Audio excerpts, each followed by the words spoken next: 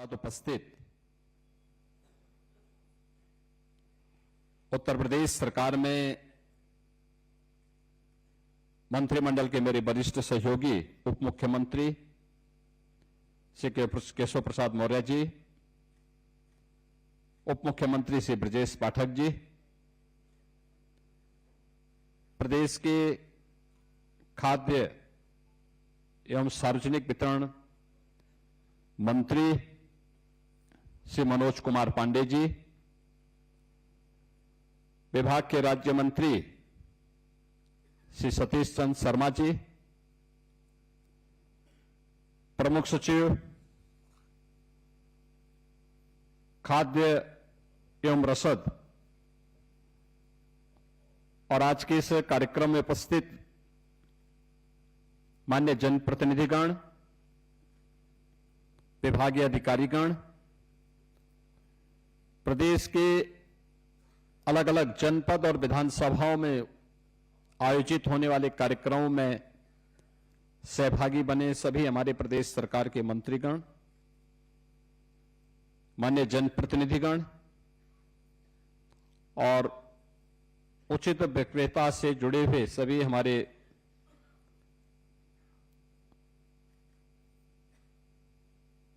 बहनों और भाइयों, मैं सबसे पहले खाद्य एवं रसद विभाग की ओर से आयोजित आज के इस कार्यक्रम में आप सभी का, जो यहां पे फिजिकली उपस्थित हैं उनका भी, और जिन्हें वर्चुअल इस कार्यक्रम के साथ जुड़ने का अवसर प्राप्त हो रहा है, उन सब का मैं हृदय से अभिनंदन करता हूं।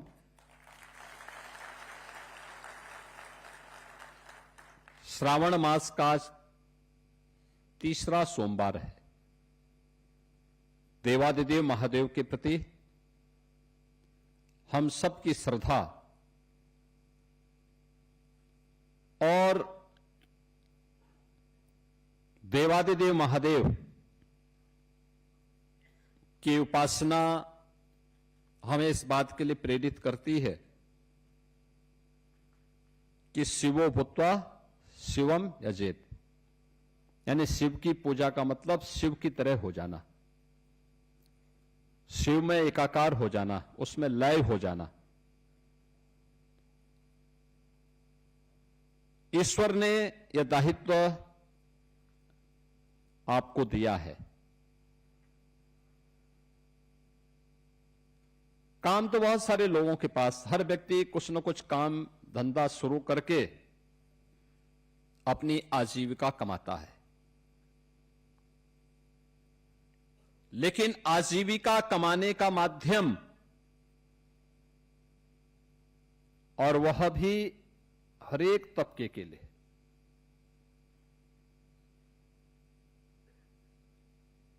निराश्रित भी हैं, गरीब भी हैं और समाज के अन्य जरूरतमंद भी हैं, दिव्यांगजन भी हैं। उन सबके हितों को ध्यान में रखते हुए उन्हें शासन की योजना के साथ जोड़ने का कार्य, यानी दुनिया के अंदर शासन की अन्न योजना का जो सबसे बड़ी योजना है दुनिया की, उसमें शासन और जनता जनार्दन के बीच में सेतु का काम अगर कोई करता है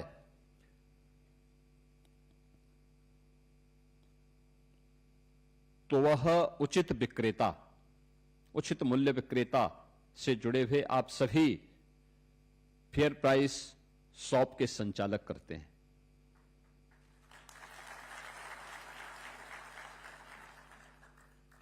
हमारा कार्य, अगर हमें सम्मान न दिलाए तो कम से कम उस कार्य के कारण हमें अपमान न महसूस हो, ये जरूर हमें ध्यान में रखना चाहिए। 2017 के पहले आप कार्य करते थे,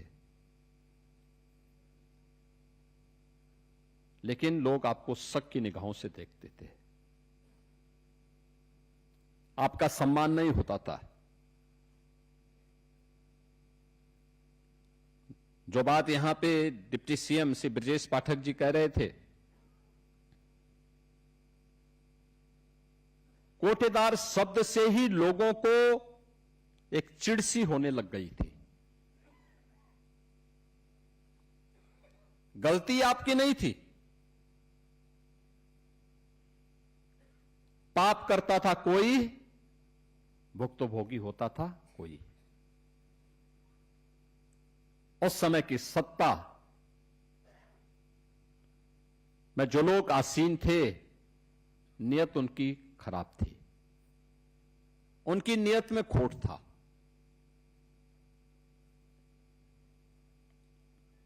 उनके भ्रष्ट आचरण की आंच से आप चाहते हुए भी अपने आप को बचा नहीं सकते थे। और परिणाम क्या होता था? शक की निगाहों से आप देखे जाते थे। और केवल आपके लिए नहीं था, पूरे यूपी में उस समय 20-22 करोड़ की जो आबादी थी वह इसी प्रकार की शक की निगाहों से देखी जाती थी।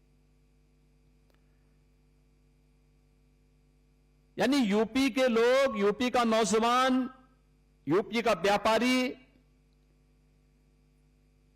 यूपी की बेटियां, यूपी का कोई भी नागरिक अगर उत्तर प्रदेश से बाहर जाता था तो उसको उसी शक की निगाहों से देश देखता था, सम्मान नहीं करता था। ये जो परिवर्तन आया है, ओवरऑल परसेप्शन बदला है यूपी के बारे में। आज मैं कह सकता हूं, दावे के साथ कह सकता हूं, 17 के पहले जो लोग उत्तर प्रदेश से दूरी बनाते थे, आज अगर आप इन 9-9.5 वर्षों के अंदर देश के अंदर किसी कोने में जाएंगे, दुनिया के अंदर कहीं जाएंगे, यूपी का नाम लेंगे, उत्तर प्रदेश का नाम लेंगे, तो जो दूरी बनाते थे वे 10 कदम आगे आकर के आपको गले मिलना चाहेंगे। ये जो परिवर्तन हुआ है, ये डबल इंजन सरकार की वह ताकत है।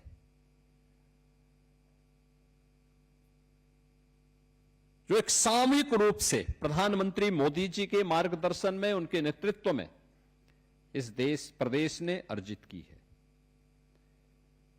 और यही स्थिति आप सभी उचित मूल्य के विक्रेताओं के सामने भी थी। मेहनत आप करते थे, अब राशन शासन नहीं भेज रहा है तो गलती आपकी क्या थी? लेकिन गाली आप खाते थे,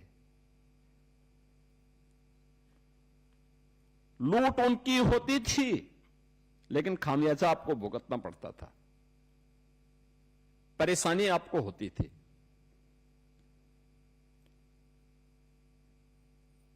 पहचान का संकट आपके सामने था। अरे केवल उसी में नहीं, बेसिक शिक्षा परिषद का ही आप देखें, आज ये कह रहे हैं कि हम स्कूलों का वीडियो बनाएंगे। जरूर बनाओ भाई। हमने तो ऑपरेशन कायाकल्प के माध्यम से हर स्कूल के अच्छी फ्लोरिंग बनवाने में योगदान किया है। बालक और बालिकाओं के लिए अलग अलग टॉयलेट बनवाए हैं, पेयजल की व्यवस्था दी है, स्मार्ट क्लास और डिजिटल लाइब्रेरी वहां दी है, फर्नीचर देने के कार्य किए गए हैं। हर बच्चे को 1,60,00,000 बच्चे के लिए बैग भी दिया है, बुक्स भी दिया है, 2 यूनिफॉर्म प्रत्येक बच्चे को,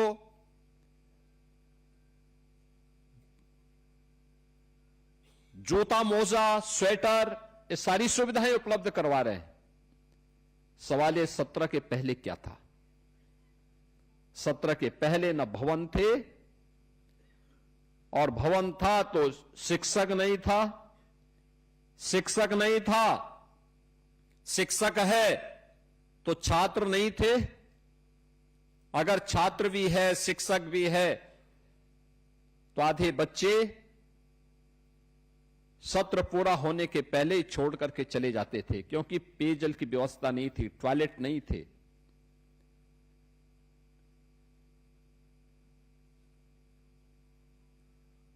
आज निपुण भारत अभियान के अंतर्गत उत्तर प्रदेश के स्कूली बच्चे न केवल अक्षर ज्ञान में बल्कि वाक्य विन्यास करने में पारंगत हुए हैं। विज्ञान की, गणित की, अंग्रेजी की शिक्षा वे अपने स्कूल में पढ़ते हैं, और जब भी हम लोग स्कूल का भ्रमण करते हैं तो वहां पे देखते हैं कि बच्चे कुछ अच्छा कर रहे हैं। यानी ये जो परिवर्तन हुआ है, ये परिवर्तन दिखता है कि उस परिवर्तन को भी नकारात्मकता में बदलने के लिए लगातार जिन लोगों ने कर नहीं पाए, आज वे आरोप प्रत्यारोप करते हैं, और यही स्थिति आप सबके लिए भी हुआ। प्रदेश का परसेप्शन ठीक हो, उचित मूल्य विक्रेताओं के बारे में लोगों की धारणा ठीक हो, इसी के लिए 2017 में हम लोगों ने ई-पॉस मशीन लगानी प्रारंभ की थी। ई-पॉस मशीन हम लोगों ने उस समय कहा था कि नहीं भाई, सिंगल डोर स्टेप होगा। एफसीआई के गोदाम से सीधे कोटे की दुकान पर फेयर प्राइस शॉप तक हम सिंगल डिलीवरी के माध्यम से राशन पहुंचाने का काम करेंगे, बीच में नहीं, सीधे पहुंचाने की कार्रवाई शुरू हुई। मीडिएटर नहीं रहेगा, सरकार और उचित मूल्य विक्रेता के बीच में कोई बैरियर नहीं रहेंगे। हम सीधे उनको देखेंगे, सीधे उन तक संवाद बनाएंगे। परिणाम क्या है? परिणाम इसी से आते हैं। याद करिए, उस समय तक 70 पैसा केवल मिल पाता था। ट्रांसपेरेंसी लाई गई, आपका सम्मान बढ़ा। सम्मान बढ़ने का परिणाम क्या है? आज गांव में लोग सुख दुख में आपके साथ खड़े होते हैं और आपका सम्मान भी करते हैं। एक, आपका सम्मान बढ़ा, आपके प्रति विश्वास में वृद्धि हुई है। तो प्रधानमंत्री जी के आदेश से अब आपके उचित मूल्य विक्रेता से जुड़ी हुई जो दुकान है, उसको अन्नपूर्णा भवन के रूप में तो निर्मित किया ही जा रहा है। निर्मित करने के लिए इस वर्ष हमने 500 करोड़ रुपए केवल इसी के लिए रखा है। 500 करोड़ रुपए, यानी वहां पे दुकान भी बनेगा और एक वेयर हाउस भी, यानी आपके लिए गोदाम का भी व्यवस्था वहां पर हो जाएगी।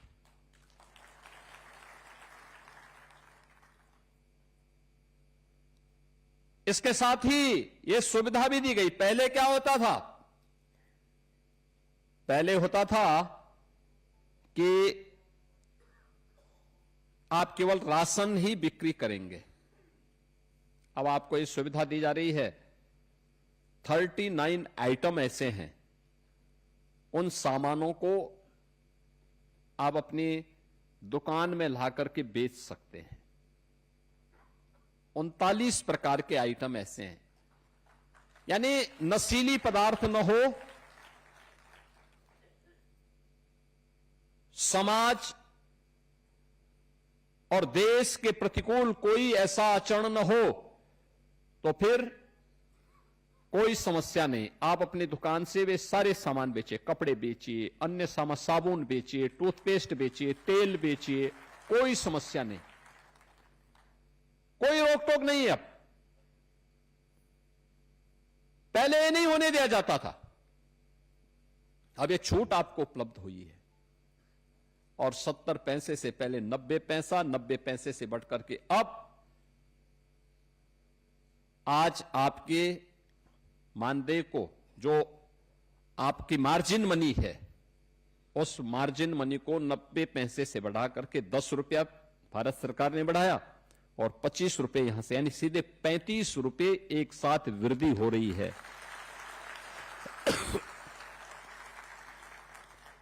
आप देखो ना, एक लंबी छलांग। और अभी हम लोगों ने और लिखा है कि 25 रुपया हमने बढ़ा दिया है यहां से। अभी हमने भारत सरकार को भी लिखा 25 रुपया और बढ़ाने के लिए। अगर वहां से हो जाता है तो फिर तो आपके पास तब तो बोलना ही क्या है। लेकिन समय लगेगा, एक प्रक्रिया होती है, पूरे देश के बारे में सोचना होता है। लेकिन एक व्यवस्था वहां पर लागू करने का कार्य, और सबसे बड़ी बात यह है बहनों और भाइयों, सबसे बड़ी बात यह है, कार्य वो होना चाहिए जिसमें सम्मान हो। जिसमें सम्मान न हो वह कार्य कभी नहीं करना चाहिए, कभी नहीं करना चाहिए। पीढ़ियां खराब होती हैं, पीढ़ियों पर प्रभाव पड़ता है। और अगर इस कार्य से अब आपको सम्मान मिलेगा, कोई आज के दिन पे आप पे उंगली नहीं उठा सकता। मुझे याद है 2017 के पहले 2017 के पहले क्या स्थितियां थी। भूख से मौत होती थी, गरीब का राशन कार्ड कोई ना कोई सपाई अपने घर में रख लेता था, वो बेचारा भूख से मरता था। आज ऐसी स्थिति नहीं है। प्रधानमंत्री गरीब कल्याण अन्न योजना के माध्यम से 15 करोड़ लोग प्रदेश के अंदर फ्री में राशन की सुविधा का लाभ प्राप्त कर रहे हैं। फ्री में राशन की सुविधा। निराश्रित लोगों को, दिव्यांगजनों को जो दुकान तक नहीं आ सकते, उन लोगों के राशन को उनके घर तक पहुंचाने की व्यवस्था हो रही है। 2 करोड़ परिवारों को रसोई गैस के फ्री में कनेक्शन उपलब्ध करवाए गए हैं। 1,53,00,000 परिवार ऐसे थे जिन लोगों के पास कभी बिजली के कनेक्शन नहीं मिल पाए थे, उनको फ्री में बिजली के कनेक्शन उपलब्ध करवाए गए हैं। 10,000 राशन की इन दुकानों को अन्नपूर्णा भवन के रूप में स्थापित किया गया है। अन्नपूर्णा भवन। और पूरे प्रदेश में इस वर्ष 500 करोड़ रुपए इसके लिए अतिरिक्त रखा गया है। आप सोचो ना, राज्य कैसे आगे बढ़ता है। आज उसके परिणाम हमारे सामने हैं। पहले सरकार ही लूट मचाती थी, तो कहां से परिवर्तन हो जाता है, कहां से परिवर्तन हो जाता है। फेयर प्राइस शॉप संचालकों को केवल कोसने भर से परिवर्तन नहीं होने वाला है। मेरा मानना है प्रदेश में जिन क्षेत्रों में व्यापक रिफॉर्म हुए हैं उसमें से खाद्य रसद विभाग है, जिसमें 17 के पहले अगर मेरे जनता दर्शन कार्यक्रम में मेरे पास 1000 एप्लीकेशन आती थी, तो उनमें से मैं देखता था कि लगभग 300 केवल राशन से संबंधित विसंगतियों की ओर लोग शिकायत करते थे। और आज जैसे कि विभागीय मंत्री श्री मनोज पांडे जी कह रहे थे, आज पब्लिक आती है, अन्य मुद्दों पे चर्चा करती है, एक भी शिकायत राशन वितरण की नहीं होती है।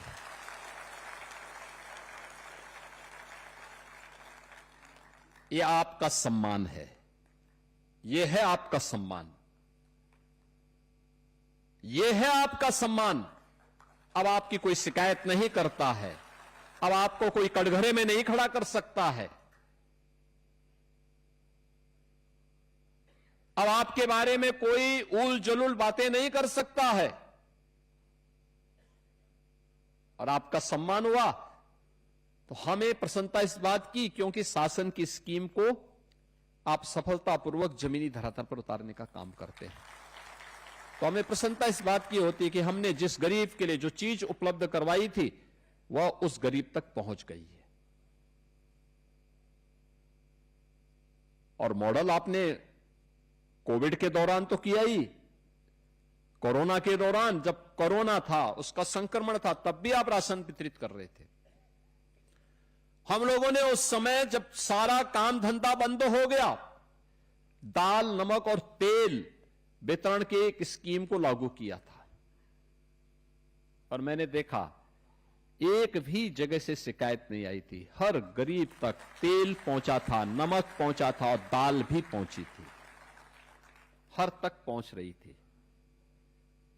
अब कोई नहीं कर सकता गलत उसमें। इसका मतलब नियत सरकार की खराब थी, खराब लोग यहां बैठे हुए थे, इसलिए कार्य नहीं होने देते थे। खामियाजा आपको भुगतना पड़ता था आज, और वे आपका इंसेंटिव भी नहीं बढ़ाते थे, बढ़ाना भी नहीं चाहते थे। आज तो विभाग का प्रस्ताव जैसे आया तत्काल इसको आगे बढ़ा दिया गया और मैं धन्यवाद दूंगा आपके संघ को, जिन्होंने अभी ज्ञापन के माध्यम से धन्यवाद भी दिया है।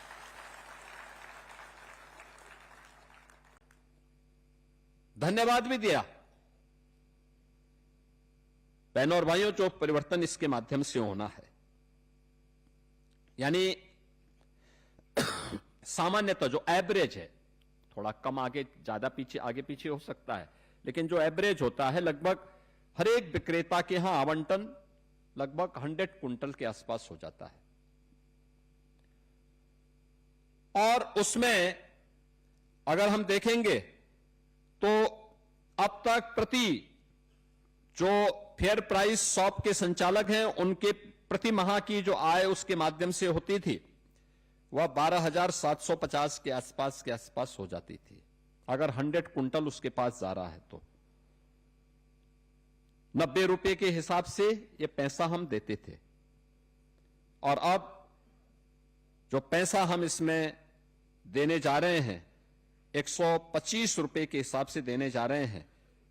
तो ये मान करके चलिए कि ये अब 16,250 रुपए, अगर कोई 100 क्विंटल वितरित कर देगा तो 16,250 रुपए उसको केवल इसी से प्राप्त होंगे।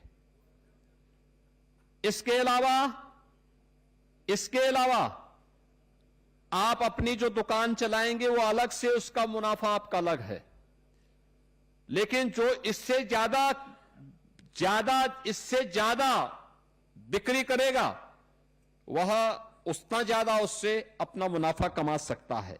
यानी 30% की बढ़ोतरी पहली बार हो रही है उचित मूल्य के विक्रेताओं के लिए, कि 30% के मार्जिन मनी में बढ़ोतरी का कार्य ये केंद्र और राज्य सरकार ने किया है।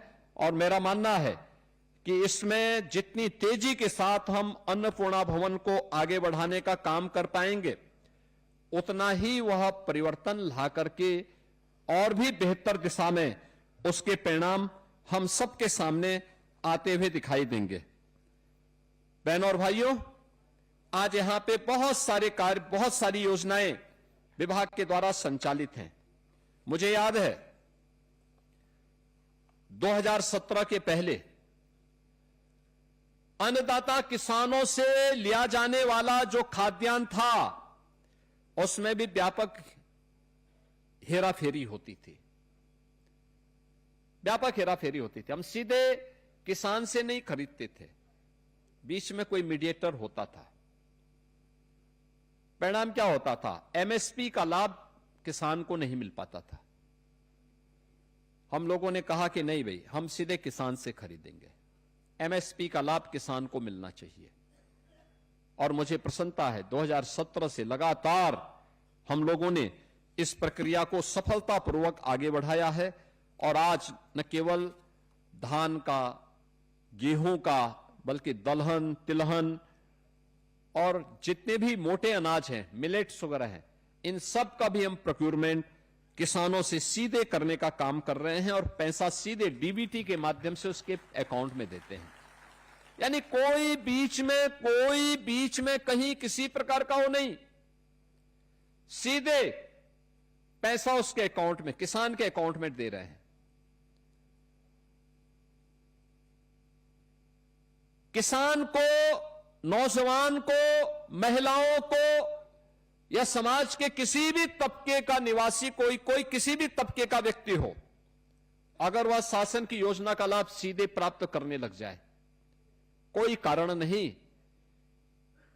कि बीच की उस दीवार को हम हटा देंगे तो बहुत सारी चीजें अपने आप ही स्पष्ट और पारदर्शी दिखाई देती हैं और वह विश्वास का कारण बनती है और लोकतंत्र उस विश्वास के कारण पुष्ट होता है, मजबूत होता है, विश्वास का प्रतीक बनता है। उस विश्वास के प्रतीक के रूप में आज आप सभी प्रदेश के उचित मूल्य विक्रेता से जुड़े हुए आप सभी बहनों और भाइयों को उसका अधिकार प्राप्त हुआ है। आप सभी अपने यहां अन्नपूर्णा भवनों के निर्माण की कार्रवाई को तेजी के साथ आगे बढ़वाइए और हम आपको आश्वस्त करना चाहते हैं, धनराशि का आवंटन सरकार आपको करेगी। अच्छे भवन बनेंगे, वेयर हाउस बनेंगे। भाई राशन वितरण का काम तो आप एक सप्ताह 10 दिन कर लेंगे, 20 दिन आप उस वेयर हाउस का उपयोग अन्य कार्यों के लिए भी कर सकते हैं, कोई रोक टोक उसमें नहीं होगी और उसका उपयोग करेंगे, अतिरिक्त इनकम उससे भी कमा सकते हैं।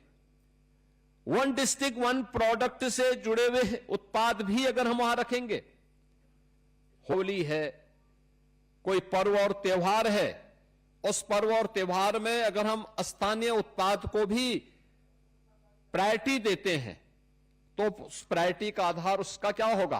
एक, हमारा जो स्थानीय उत्पाद है, हम स्थानीय कारीगर, स्थानीय हस्तशिल्पी, उससे प्रोत्साहित होगा और दूसरा, उसके माध्यम से हम भारत की अर्थव्यवस्था को मजबूती प्रदान करेंगे, क्योंकि हमारा पैसा हमारी कारीगर और हमारे हस्तशिल्पियों को जब प्राप्त होगा तो हमारा पैसा विदेशों में नहीं जाएगा। जब हमारा मुनाफा विदेशों में जाता है, याद रखना उसका एक हिस्सा फिर हमारे खिलाफ ही आतंकवाद और नक्सलवाद को भड़काने में भी खर्च होता है, भारत को अस्थिर करने के लिए खर्च होता है। हम इन सभी बातों के प्रति हमेशा जागरूक रखें, स्वदेशी को प्राथमिकता दें, लोकल को ग्लोबल बनाने की दिशा में एक प्रयास आपका अपने स्तर पर, अपने गांव में, अपने ग्राम पंचायत में प्रारंभ हो सकता है और आज के दिन पे आपको कोई इसके लिए रोक टोक नहीं है। केवल नशीली पदार्थों को छोड़ दें और कुछ ऐसी ज्वलनशील जिसमें वहां पे फायर सेफ्टी के इशू आते हैं, इनको छोड़ दें। अन्य मामलों में कोई किसी प्रकार की रोक टोक नहीं है, तो उसको आप लाभ लेंगे। मैं एक बार फिर से ये 30% मार्जिन मनी में वृद्धि के अवसर पर प्रदेश के सभी 80,000 उचित मूल्य संचालकों को, जिन्हें आज यहां पे डिप्टी सीएम से ब्रजेश पाठक जी ने भी कहा कि अन्नपूर्णा भवन के संचालक, अन्नपूर्णा भवन जो ग्राम पंचायत का बनेगा, उस भवन के संचालक के रूप में आपको वहां पर जो उचित सम्मान प्राप्त होने जा रहा है, यह सम्मान आपके कार्यों से, आपके परिश्रम से, आपके द्वारा किए गए प्रयासों का परिणाम है। मैं इसके लिए आदरणीय प्रधानमंत्री जी का हृदय से आभार व्यक्त करते हुए आप सभी के प्रति, प्रदेश भर के सभी 80,000 जितने भी हमारे अन्नपूर्णा भवन के संचालक हैं, इन सबको मैं हृदय से बधाई और शुभकामनाएं देते हुए अपनी वाणी को विराम देता हूं। धन्यवाद। जय हिंद।